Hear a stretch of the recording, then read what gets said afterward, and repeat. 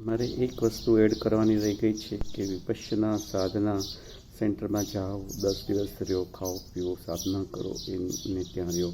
એની કોઈ પણ ફી લેવામાં નથી આવતી, ટોટલી ફ્રી ઓફ કોસ્ટ છે. સાધના કર્યા પછી તમારી ઈચ્છા અનુકૂળતા હોય એ પ્રમાણે તમે દાન કરી શકો, તમે તમારી મદદ કરી શકો. બીજી એક વાત મારે એ શેર કરવાની છે કે વિપશ્યના સાધના દરમિયાન તમારે બીજી કોઈ પણ સાધના પદ્ધતિ સાથે સાથે કરવાની નથી હોતી. કોઈ નામ રટણ કે કોઈ મૂર્તિ પૂજા કે કોઈ કર્મકાંડ, કોઈ વાંચન કે કોઈ ધાર્મિક કે કોઈ આધ્યાત્મિક, કોઈ સામાજિક કોઈ વાંચન કશું જ કરવાનું નથી હોતું. વિપશ્યના સાધના દરમિયાન તમારે તમારા કોઈ આઈડોલ, કોઈ માળા કે કોઈ તિલક કશું જ સાથે લઈ જવાનું નથી હોતું. એ બધું છોડીને માત્ર ને માત્ર વિપશ્યના સાધનાનો વ્યક્તિગત અનુભવ કરવાનો હોય છે અને એ જરૂરી પણ છે.